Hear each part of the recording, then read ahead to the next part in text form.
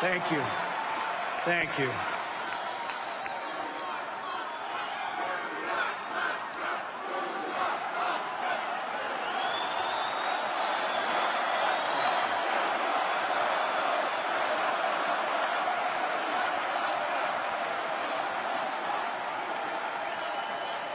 Thank you. Thank you very much. Friends, delegates, and fellow Americans, I humbly and gratefully accept your nomination for the presidency of the United States.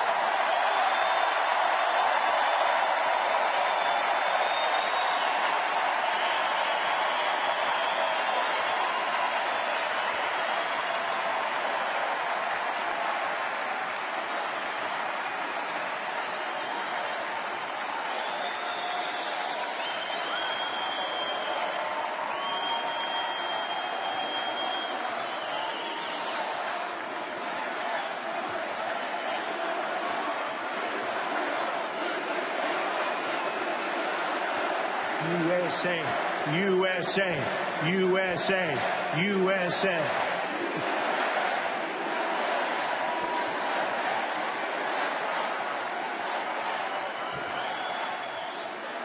Who would have believed that when we started this journey on June 16th last year, we, and I say we, because we are a team, would have received almost 14 million votes, the most in the history of the Republican Party, and that the Republican Party would get 60% more votes than it received 8 years ago. Who would have believed this?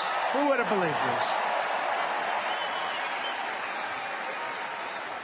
The Democrats, on the other hand, received 20% fewer votes than they got 4 years ago. Not so good, not so good. Together, we will lead our party back to the White House, and we will lead our country back to safety, prosperity, and peace.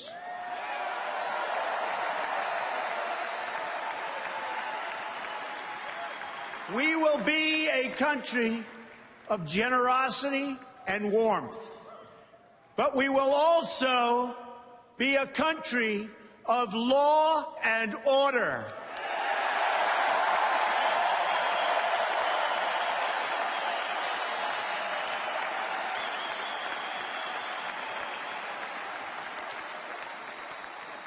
Our convention occurs at a moment of crisis for our nation. The attacks on our police and the terrorism of our cities threaten our very way of life. Any politician who does not grasp this danger is not fit to lead our country.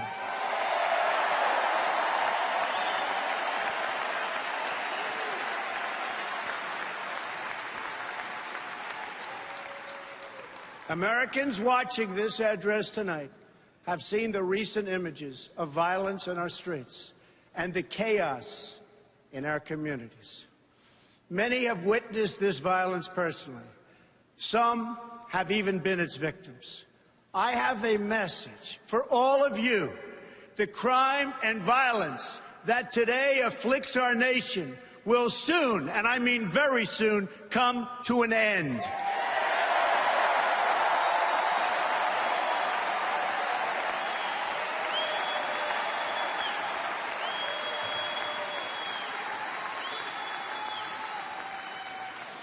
Beginning on January 20th of 2017, safety will be restored. The most basic duty of government is to defend the lives of its own citizens. Any government that fails to do so is a government unworthy to lead. It is finally time for a straightforward assessment of the state of our nation. I will present the facts plainly and honestly.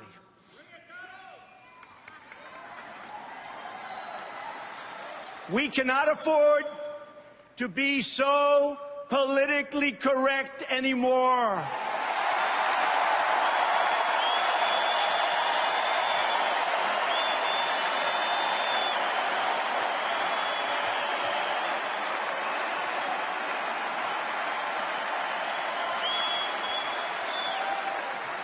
So if you want to hear the corporate spin, the carefully crafted lies, and the media myths, the Democrats are holding their convention next week. Go there.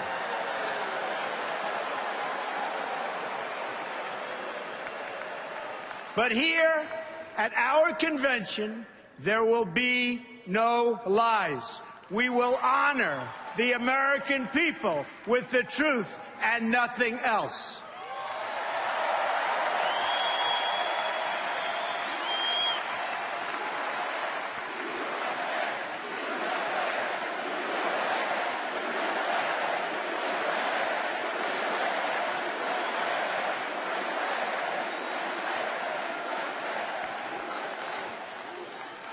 These are the facts.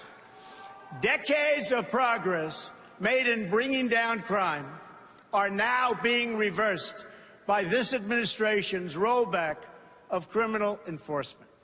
Homicides last year increased by 17% in America's 50 largest cities. That's the largest increase in 25 years. In our nation's capitals, killings have risen by 50%. They're up nearly 60% in nearby Baltimore.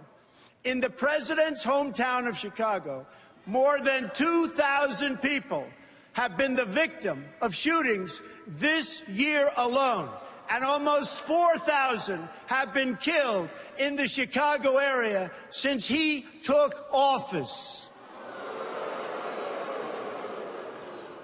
The number of police officers killed in the line of duty has risen by almost 50% compared to this point last year. Nearly 180,000 illegal immigrants with criminal records ordered deported from our country are tonight roaming free to threaten peaceful citizens. The number of new illegal immigrant families who have crossed the border so far this year already exceeds the entire total from 2015. They are being released by the tens of thousands into our communities with no regard for the impact on public safety or resources.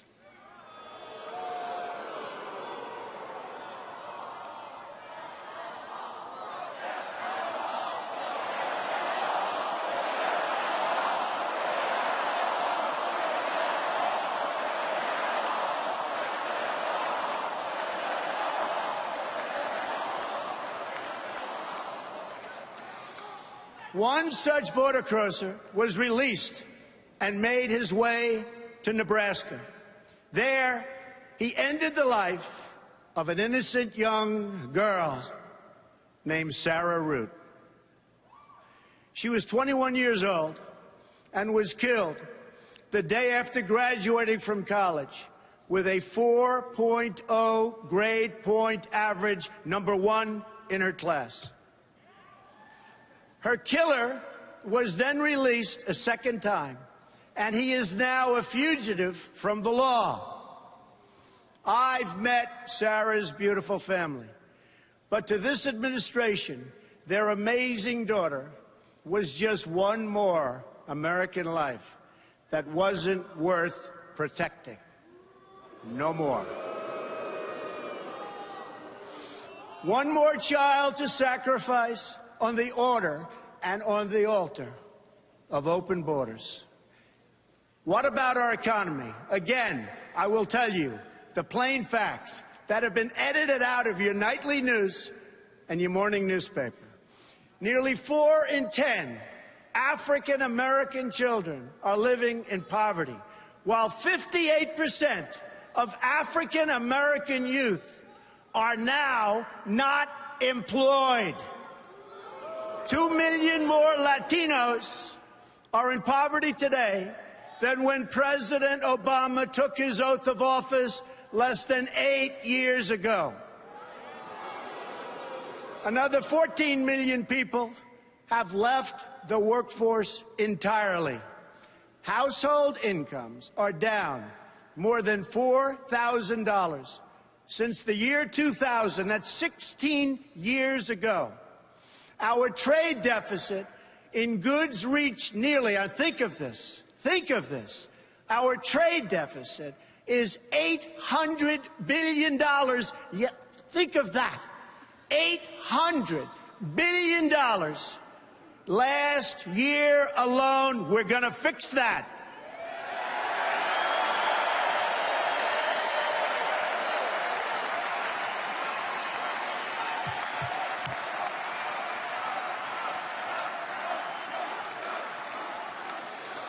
The budget is no better.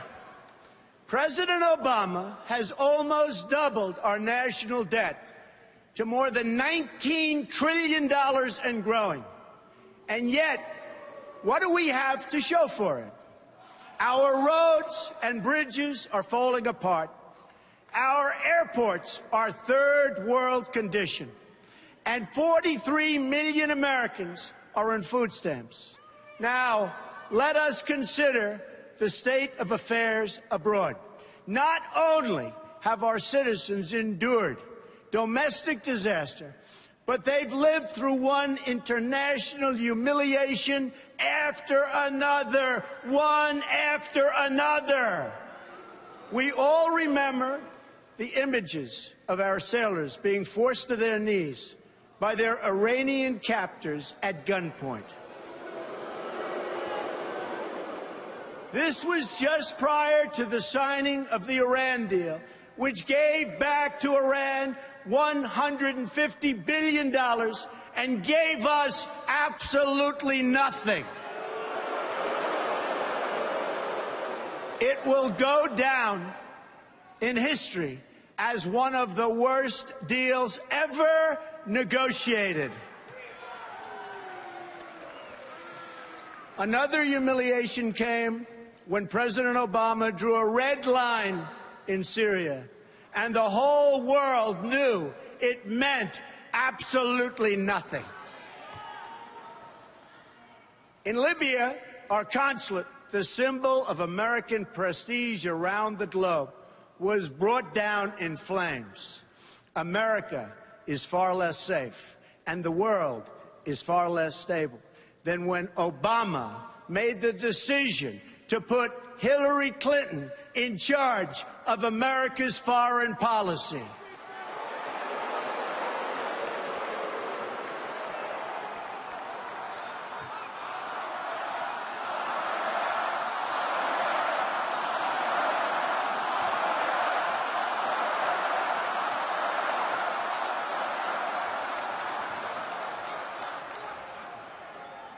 Let's defeat her in November. Okay.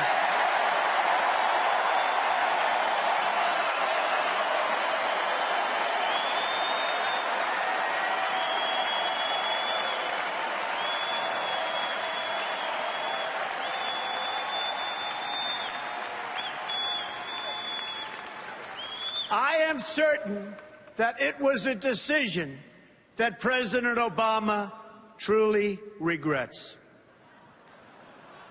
Her bad instincts and her bad judgment, something pointed out by Bernie Sanders, are what caused so many of the disasters unfolding today. Let's review the record.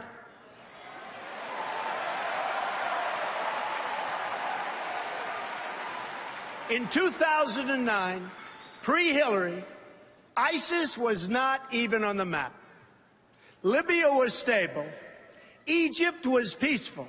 Iraq was seeing, and really a big reduction in violence. Iran was being choked by sanctions. Syria was somewhat under control. After 4 years of Hillary Clinton, what do we have? ISIS has spread across the region and the entire world. Libya is in ruins, and our ambassador and his staff were left helpless to die at the hands of savage killers. Egypt was turned over to the radical Muslim Brotherhood, forcing the military to retake control. Iraq is in chaos. Iran is on the path to nuclear weapons. Syria is engulfed in a civil war, and a refugee crisis now threatens the West. After 15 years of wars in the Middle East, after trillions of dollars spent and thousands of lives lost, the situation is worse than it has ever been before. This is the legacy of Hillary Clinton: death, destruction, terrorism, and weakness.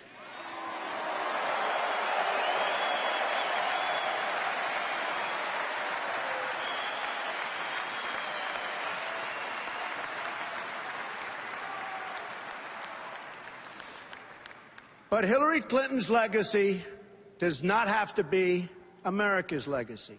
The problems we face now, poverty and violence at home, war and destruction abroad, will last only as long as we continue relying on the same politicians who created them in the first place.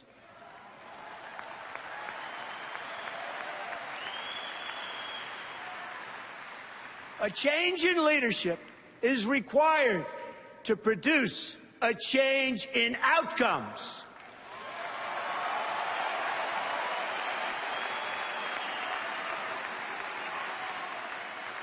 Tonight, I will share with you my plan for Action for America. The most important difference between our plan and that of our opponent is that our plan will put America first.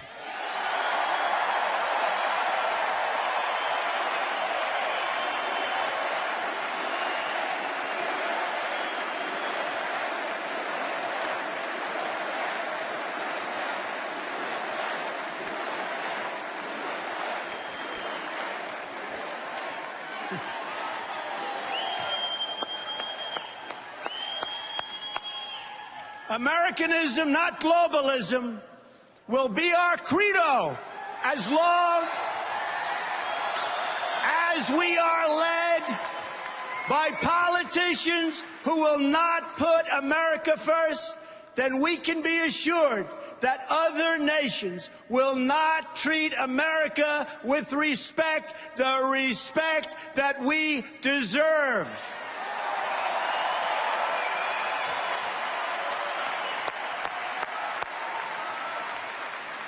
The American people will come first once again.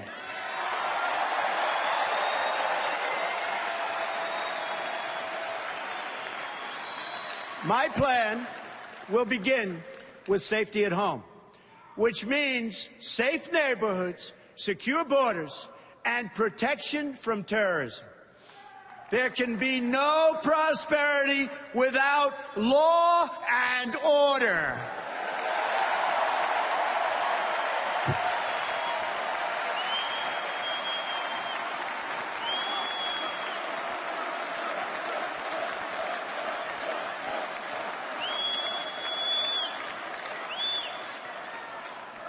On the economy, I will outline reforms to add millions of new jobs and trillions in new wealth that can be used to rebuild America. A number of these reforms that I will outline tonight will be opposed by some of our nation's most powerful special interests. That's because these interests have rigged our political and economic system for their exclusive benefit. Believe me, it's for their benefit.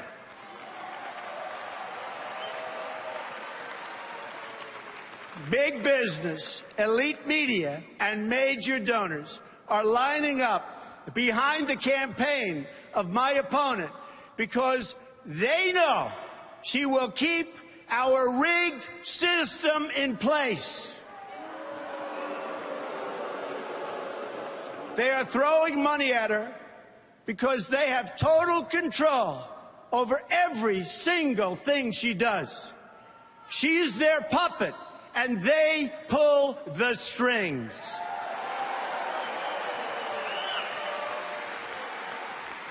That is why Hillary Clinton's message is that things will never change, never ever. My message is that things have to change, and they have to change right now.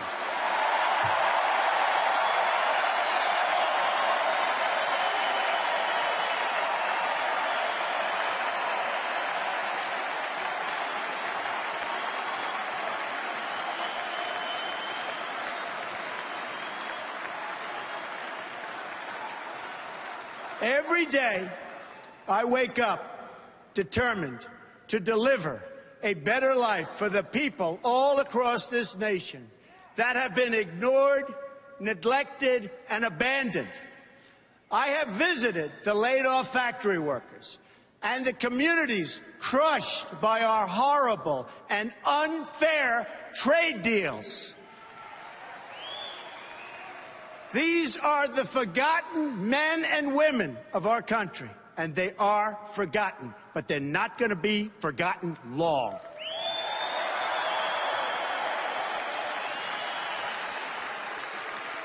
These are people who work hard, but no longer have a voice. I am your voice.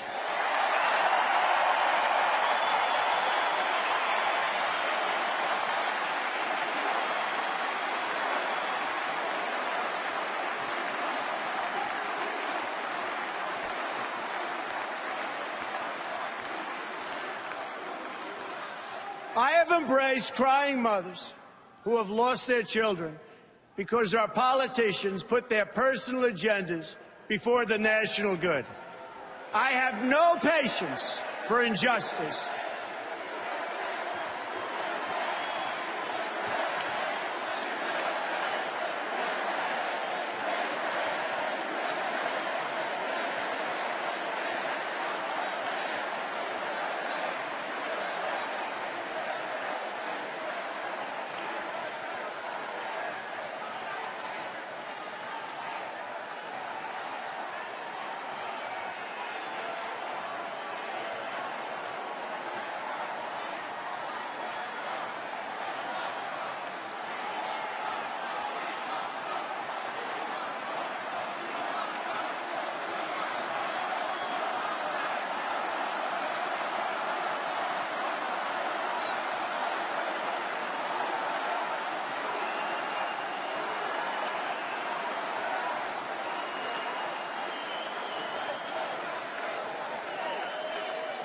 How great are our police, and how great is Cleveland?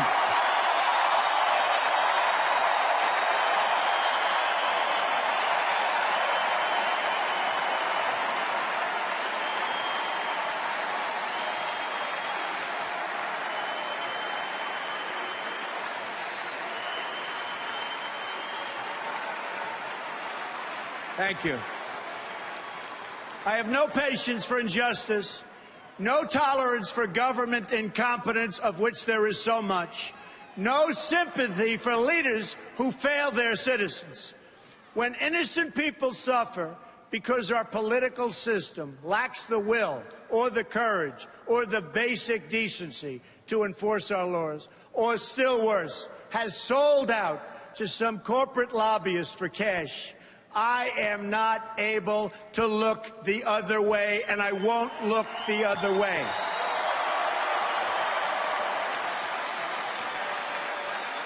And when a Secretary of State illegally stores her emails on a private server, deletes 33,000 of them so the authorities can't see her crime, puts our country at risk, lies about it in every different form, and faces no consequence, I know that corruption has reached a level like never, ever before in our country.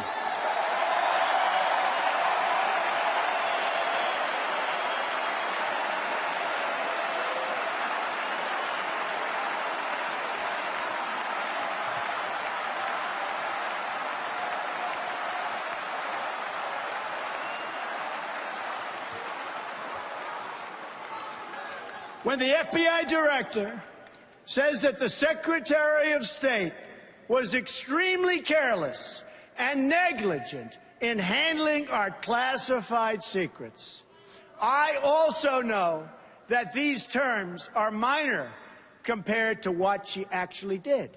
They were just used to save her from facing justice for her terrible, terrible crimes.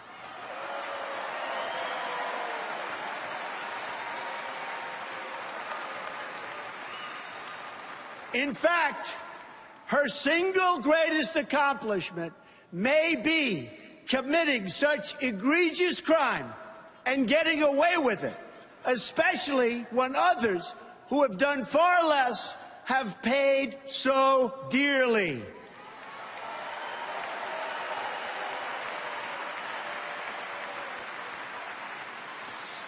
When that same Secretary of State rakes in millions and millions of dollars trading access and favors to special interests and foreign powers, I know the time for action has come.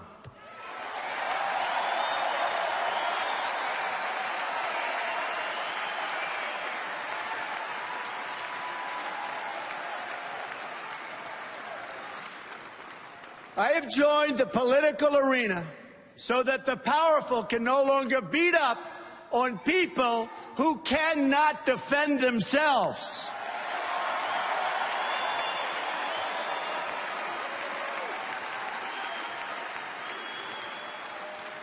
Nobody knows the system better than me.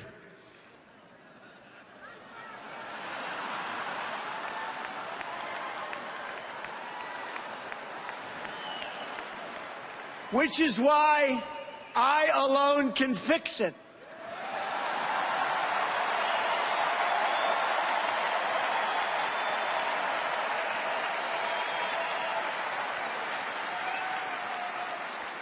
I have seen firsthand how the system is rigged against our citizens, just like it was rigged against Bernie Sanders. He never had a chance. Never had a chance.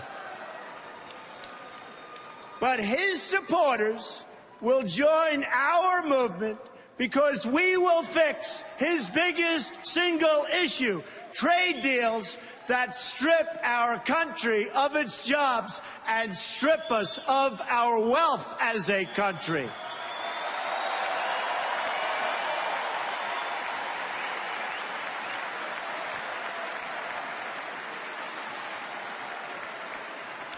Millions of Democrats will join our movement because we are going to fix the system so it works fairly and justly for each and every American.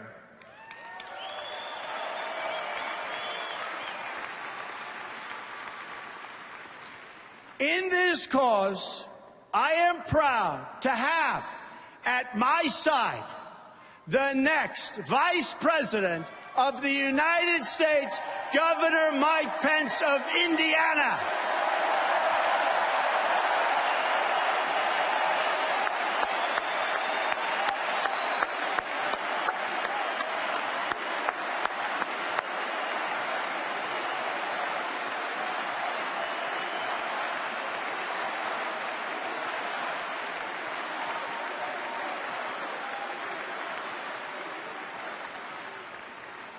And a great guy.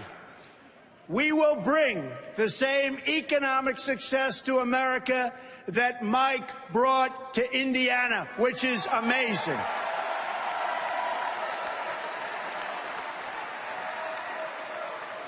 He's a man of character and accomplishment. He is the man for the job.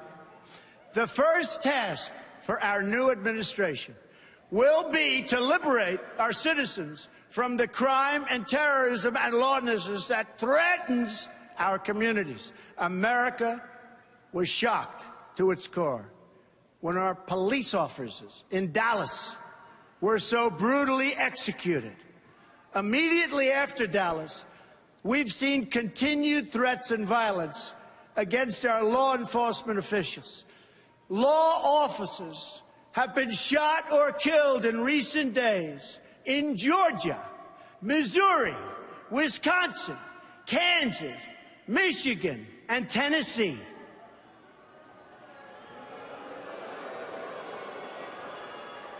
On Sunday, more police were gunned down in Baton Rouge, Louisiana.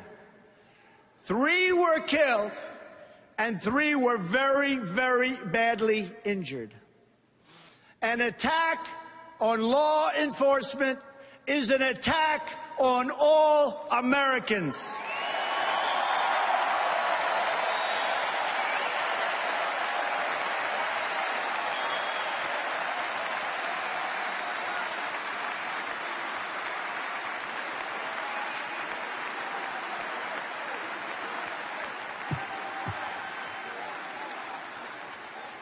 I have a message to every last person threatening the peace on our streets and the safety of our police. When I take the oath of office next year, I will restore law and order to our country. Believe me, believe me.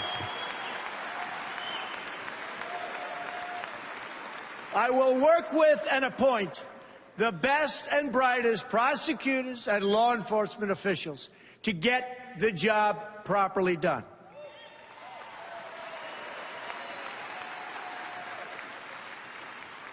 In this race for the White House, I am the law and order candidate.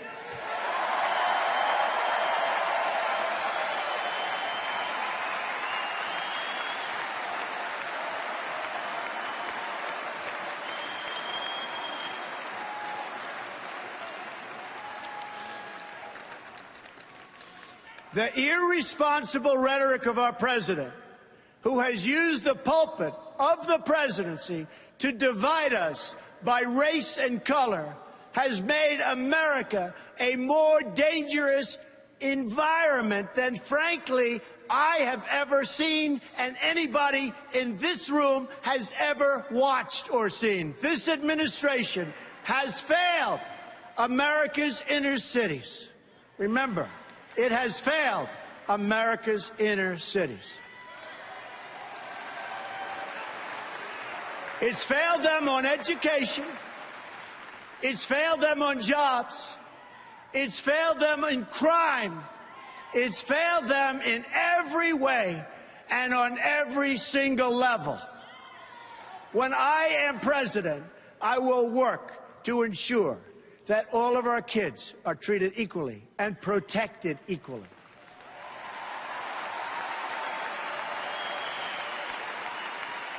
Every action I take, I will ask myself, does this make better for young Americans in Baltimore, in Chicago, in Detroit, in Ferguson, who have really, in every way, folks, the same right to live out their dreams as any other child in America. Any other child.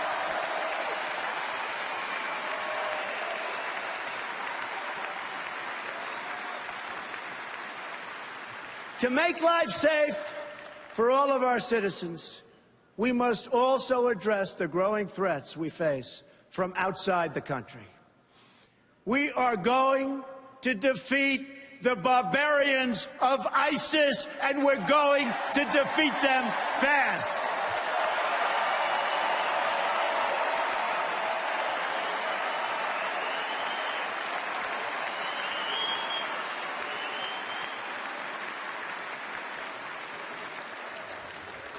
Once again, France is the victim of brutal Islamic terrorism. Men, women, and children viciously mowed down, lives ruined, families ripped apart, a nation in mourning. The damage and devastation that can be inflicted by Islamic radicals has been proven over and over. At the World Trade Center, at an office party in San Bernardino, at the Boston Marathon, at a military recruiting center in Chattanooga, Tennessee, and many, many other locations. Only weeks ago, in Orlando, Florida, 49 wonderful Americans were savagely murdered by an Islamic terrorist. This time, the terrorist targeted LGBTQ community. No good, and we're going to stop it.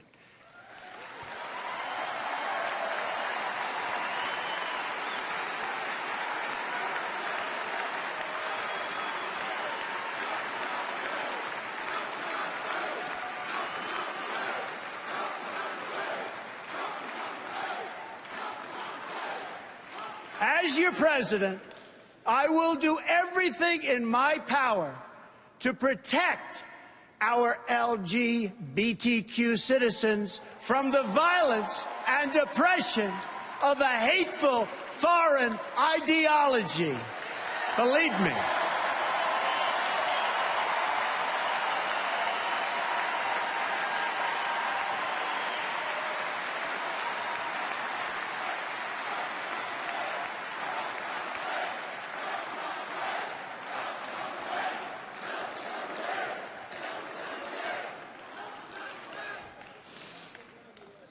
And I have to say, as a Republican, it is so nice to hear you cheering for what I just said. Thank you.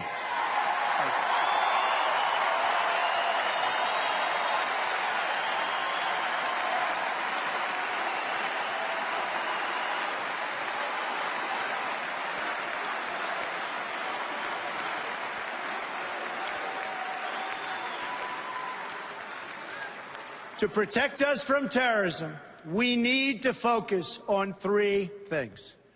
We must have the best, absolutely the best gathering of intelligence anywhere in the world. The best. We must abandon the failed policy of nation building and regime change that Hillary Clinton pushed in Iraq, in Libya, in Egypt, and in Syria. Instead, we must work with all of our allies who share our goal of destroying ISIS and stamping out Islamic terrorism, and doing it now, doing it quickly. We're going to win. We're going to win fast.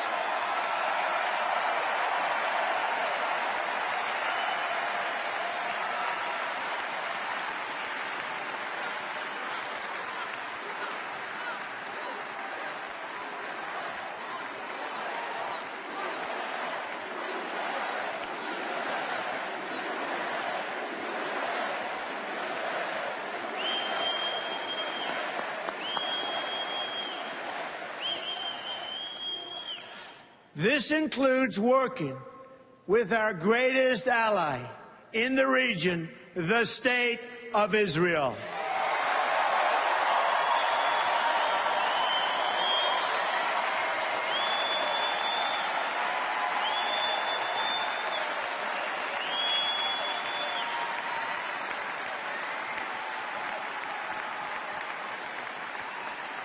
Recently, I have said that NATO was obsolete because it did not properly cover terror, and also that many of the member countries were not paying their fair share.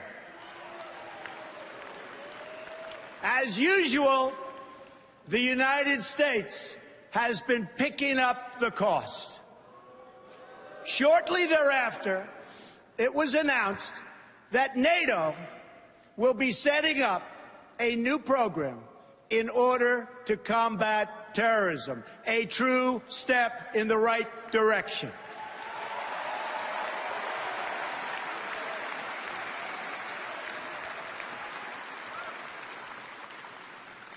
Lastly, and very importantly, we must immediately suspend immigration from any nation that has been compromised by terrorism until such time as proven vetting mechanisms have been put in place. We don't want them in our country.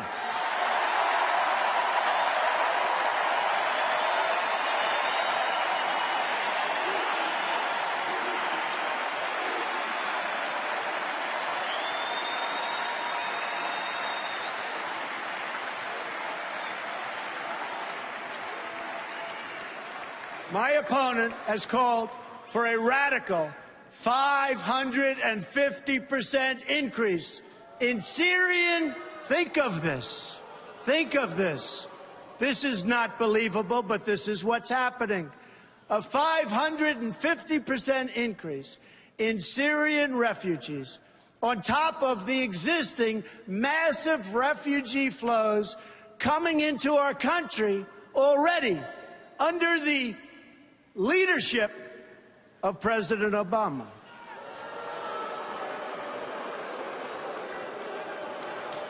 She proposes this despite the fact that there's no way to screen these refugees in order to find out who they are or where they come from.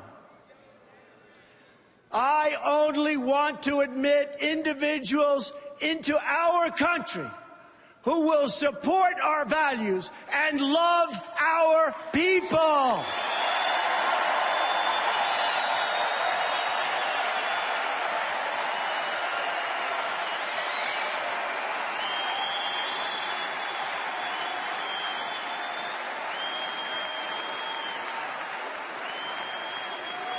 Anyone who endorses violence, hatred, or oppression is not welcome in our country and never, ever will be.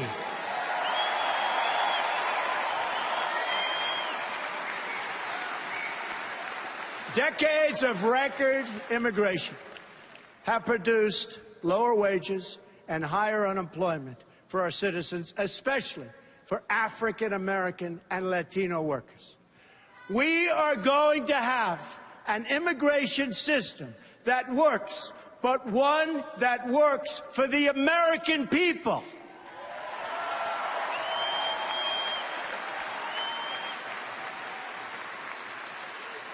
On Monday, we heard from 3 parents whose children were killed by illegal immigrants: Marianne Mendoza, Sabine Durden, and my friend Jamil Shaw. They're just 3 brave representatives of many thousands who have suffered so gravely. Of all my travels in this country, nothing has affected me more, nothing even close, I have to tell you, than the time I have spent with the mothers and fathers who have lost their children to violence spilling across our borders, which we can solve. We have to solve it.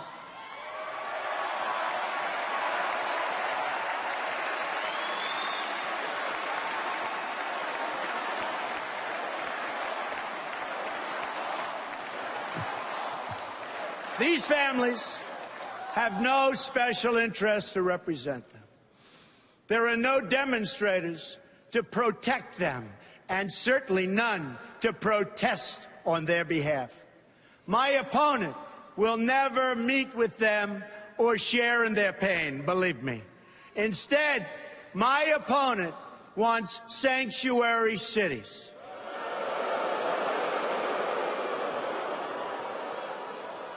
But where was the sanctuary for Kate Steinle? Where was the sanctuary for the children of Marianne and Sabine and Jamil? Where was the sanctuary for all of the other? Oh, it's so sad to even be talking about it, because we could solve this problem so quickly. Where was the sanctuary for all of the other Americans who have been so brutally murdered and who have suffered so horribly? These wounded American families have been alone, but they are not alone any longer.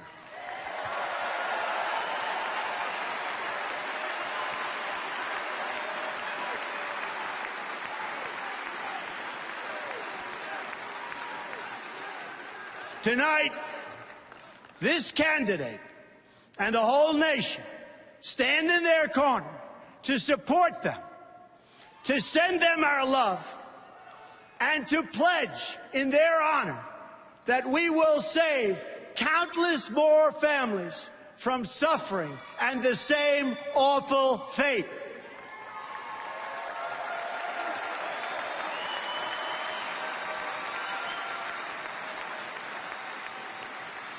We are going to build a great border wall to stop illegal immigration, to stop the gangs and the violence, and to stop the drugs from pouring into our communities.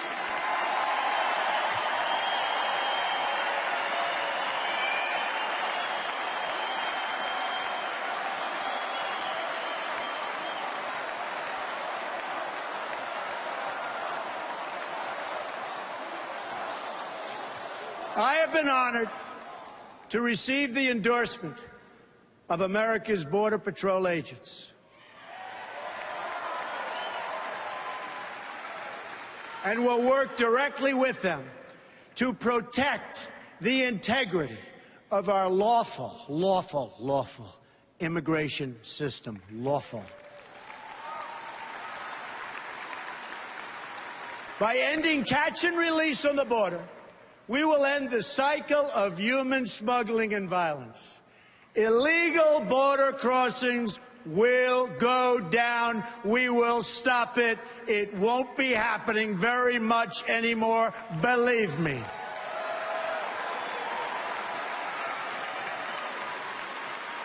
Peace will be restored by enforcing the rules for millions who overstay their visas. Our laws will finally receive the respect that they deserve.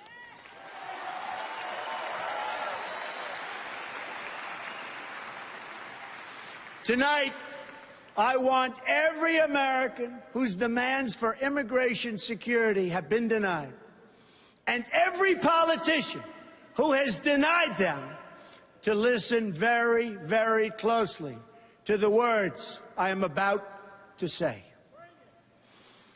On January 20th of 2017, the day I take the oath of office,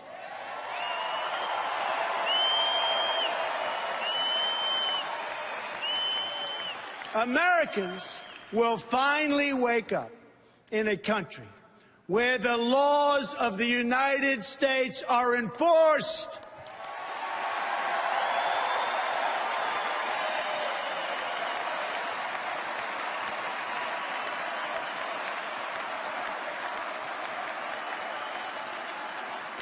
We are going to be considerate and compassionate to everyone. But my greatest compassion will be for our own struggling citizens.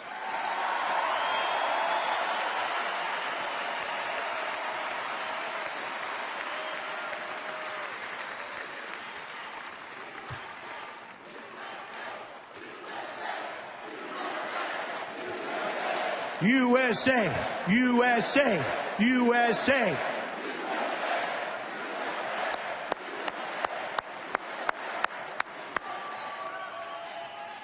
My plan is the exact opposite of the radical and dangerous immigration policy of Hillary Clinton. Americans want relief from uncontrolled immigration, which is what we have now.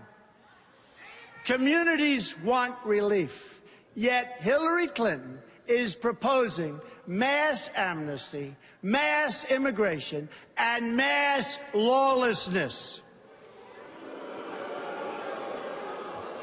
Her plan will overwhelm your schools and hospitals, further reduce your jobs and wages, and make it harder for recent immigrants to escape the tremendous cycle of poverty that they're going through right now, and make it almost impossible for them to join the middle class.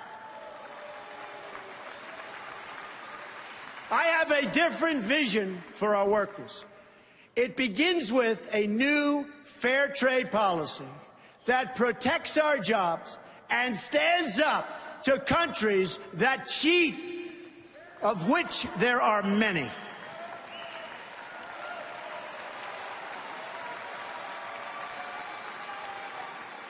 It's been a signature message of my campaign from day one, and it will be a signature feature of my presidency from the moment I take the oath of office.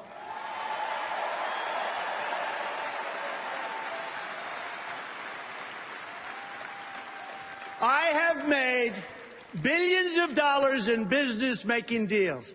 Now I'm going to make our country rich again.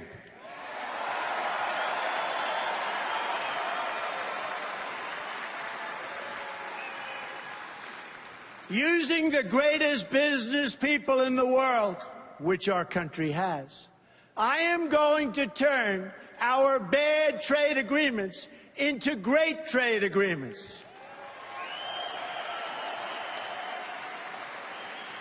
America has lost nearly 1/3 of its manufacturing jobs since 1997, following the enactment of disastrous trade deals supported by Bill and Hillary Clinton. Remember, it was Bill Clinton who signed NAFTA, one of the worst economic deals ever made by our country, or frankly, any other country.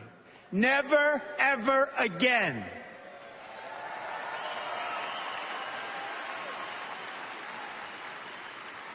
I am going to bring back our jobs to Ohio and Pennsylvania and New York and Michigan and all of America. And I am not going to let companies move to other countries, firing their employees along the way without consequence. Not going to happen anymore.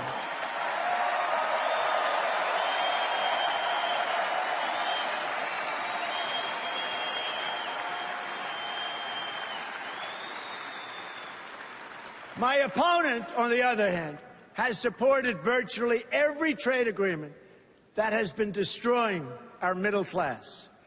She supported NAFTA, and she supported China's entrance into the World Trade Organization, another one of her husband's colossal mistakes and disasters.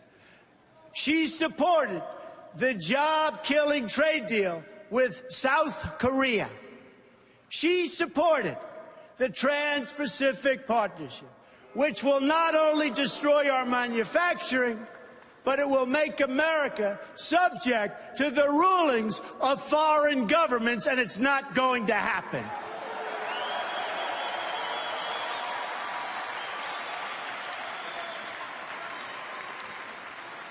I pledge to never sign any trade agreement that hurts our workers or that diminishes our freedom and our independence.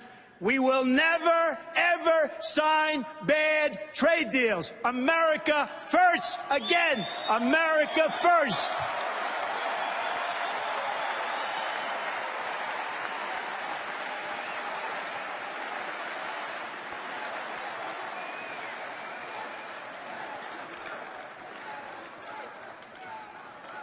Instead, I will make individual deals with individual countries.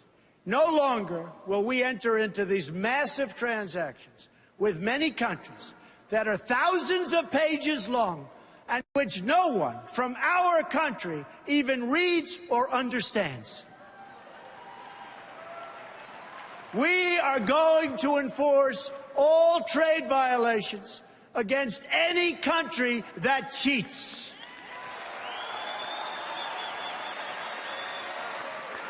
This includes stopping China's outrageous theft of intellectual property, along with their illegal product dumping and their devastating currency manipulation. They are the greatest that ever came about. They are the greatest currency manipulators ever.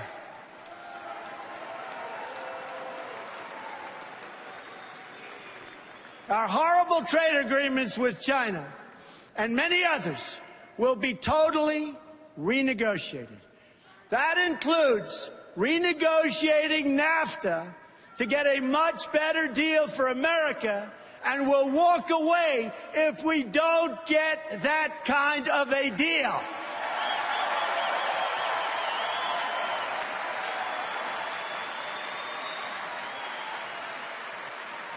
Our country is going to start building and making things again.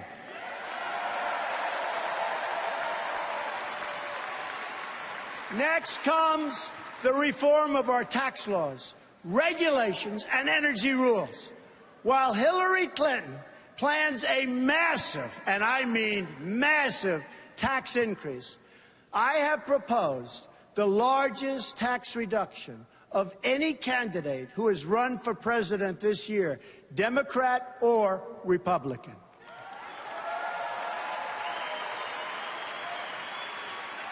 Middle-income Americans and businesses will experience profound relief, and taxes will be greatly simplified for everyone. I mean everyone. America is one of the highest taxed nations in the world. Reducing taxes will cause new companies and new jobs to come roaring back into our country. Believe me, it'll happen, and it'll happen fast.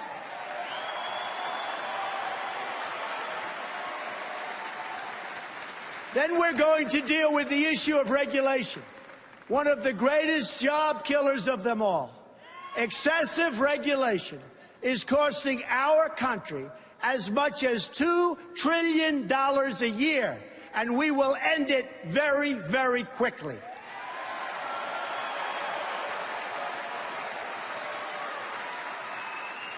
We are going to lift the restrictions on the production of American energy.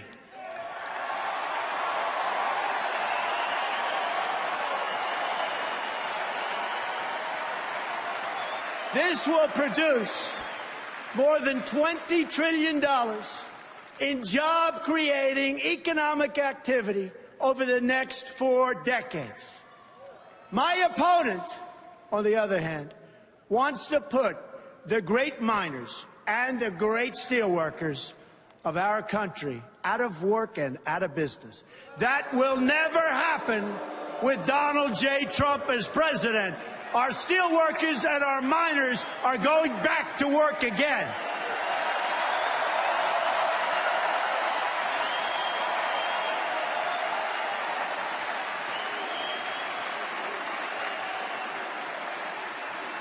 With these new economic policy, trillions and trillions of dollars will start flowing into our country. This new wealth will improve the quality of life for all Americans. We will build the roads, highways, bridges, tunnels, airports, and the railways of tomorrow. This, in turn, will create millions of more jobs.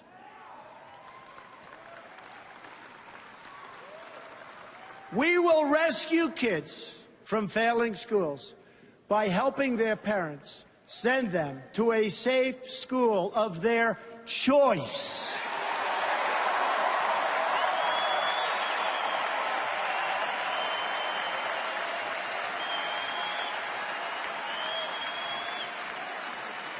My opponent would rather protect bureaucrats than serve American children. And that's what she's doing, and that's what she's done. We will repeal and replace disastrous Obamacare.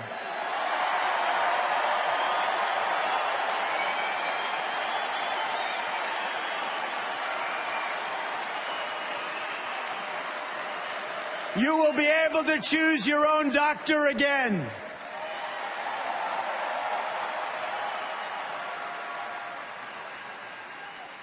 And we will fix TSA at the airports, which is a total disaster.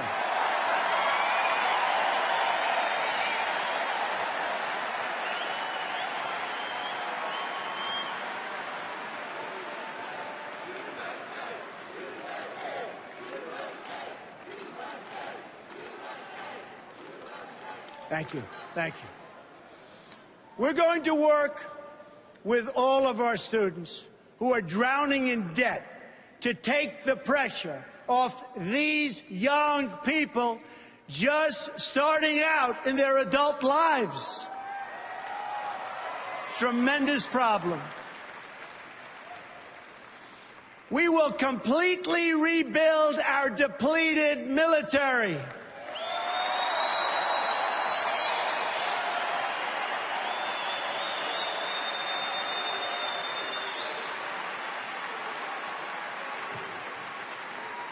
And the countries that we are protecting at a massive cost to us will be asked to pay their fair share.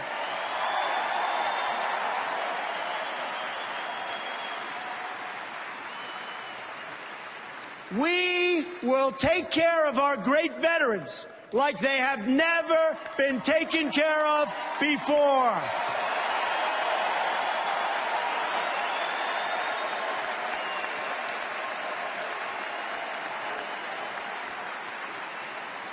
My just-released 10-point plan has received tremendous veteran support. We will guarantee those who serve this country will be able to visit the doctor or hospital of their choice without waiting 5 days on a line and dying.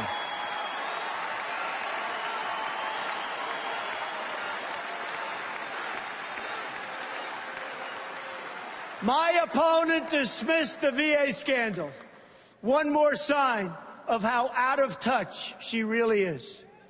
We are going to ask every department head in government to provide a list of wasteful spending on projects that we can eliminate in my first 100 days.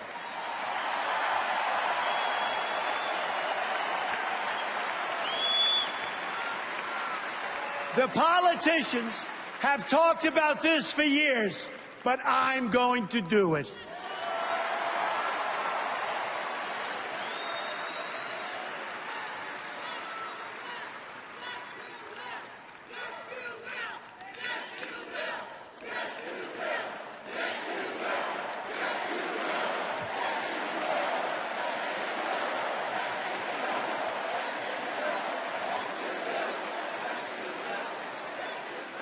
We are going to appoint justices of the United States Supreme Court who will uphold our laws and our Constitution.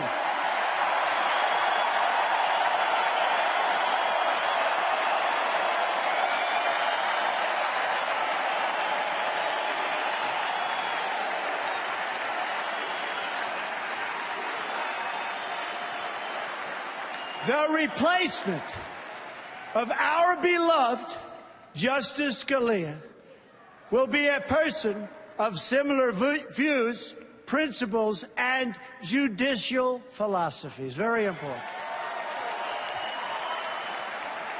This will be one of the most important issues decided by this election. My opponent wants to essentially abolish the Second Amendment.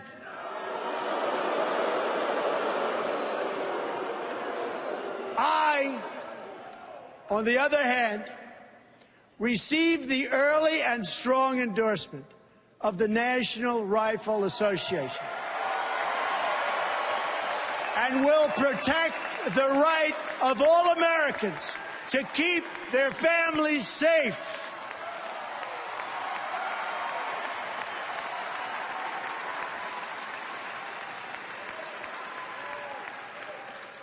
At this moment, I would like to thank the evangelical and religious community, because I'll tell you what, the support that they've given me, and I'm not sure I totally deserve it, has been so amazing and has had such a big reason for me being here tonight. True. So true.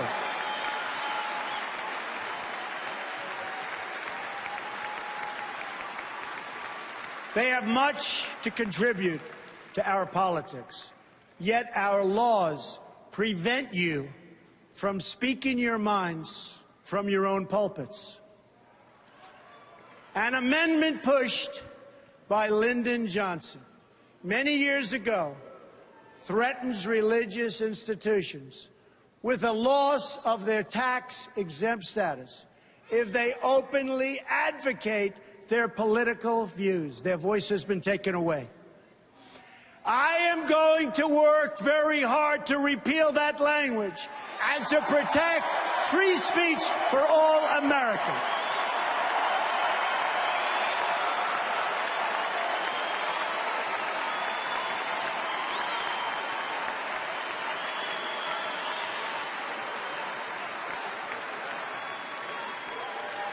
We can accomplish these great things and so much more.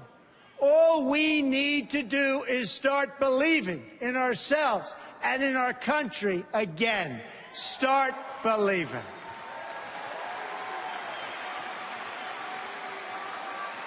It is time to show the whole world that America is back, bigger and better and stronger than ever before.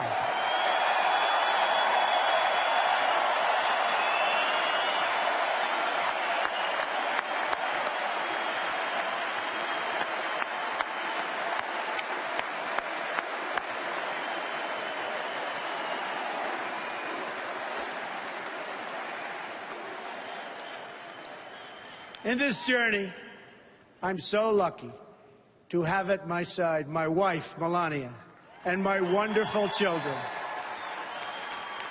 Don, Ivanka, Eric, Tiffany, and Barron. You will always be my greatest source of pride and joy. And by the way, Melania and Ivanka, did they do a job?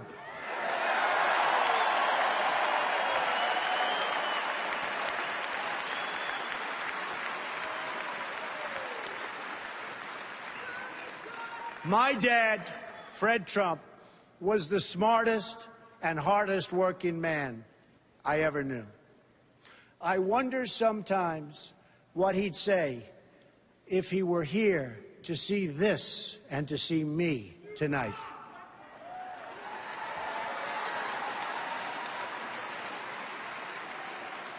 It's because of him that I learned from my youngest age to respect the dignity of work and the dignity of working people.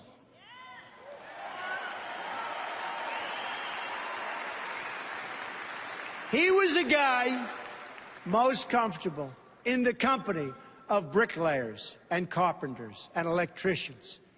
And I have a lot of that in me also. I love those people.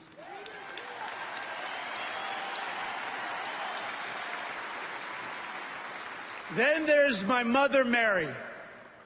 She was strong, but also warm and fair-minded. She was a truly great mother. She was also one of the most honest and charitable people that I have ever known. and a great, great judge of character. She could pick them out from anywhere. To my sisters, Mary Ann and Elizabeth, my brother, Robert, and my late brother, Fred, I will always give you my love. You are most special to me.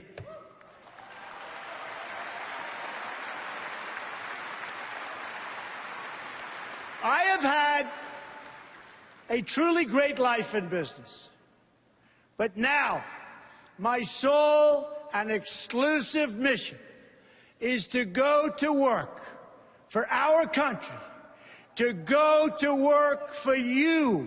It's time to deliver a victory for the American people. We don't win anymore, but we are going to start winning again.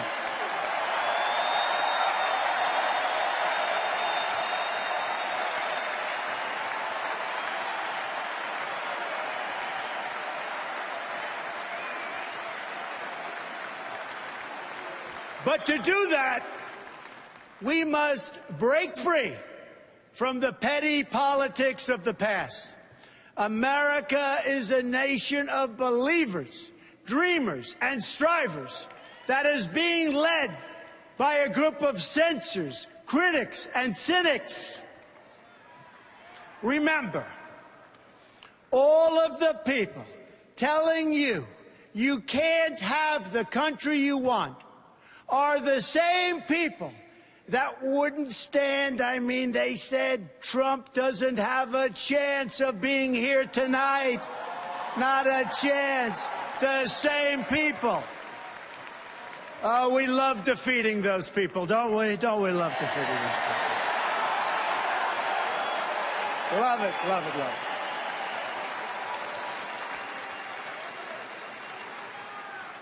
it. No longer can we rely on those same people in the media and politics who will say anything to keep our rigged system in place. Instead, we must choose to believe in America. History is watching us now. We don't have much time, but history is watching. It's waiting to see if we will rise to the occasion and if we will show the whole world that America is still free and independent and strong.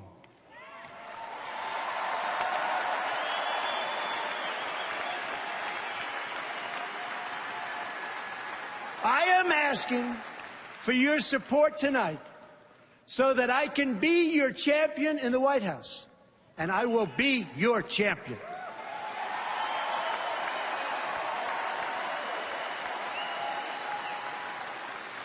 My opponent asks her supporters to recite a three-word loyalty pledge. It reads, "I'm with her." I choose to recite a different pledge. My pledge reads, "I'm with you, the American people."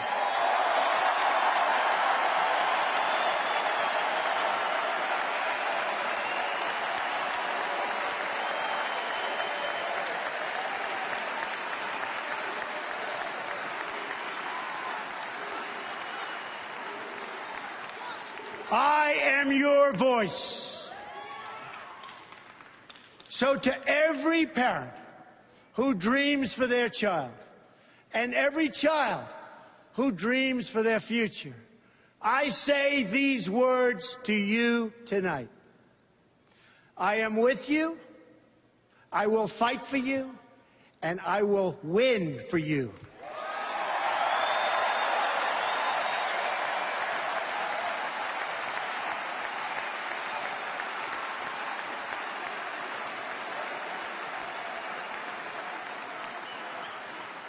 To all Americans tonight, in all of our cities and in all of our towns, I make this promise. We will make America strong again. We will make America proud again. We will make America safe again. And we will make America great again. God bless you and good night. I love you.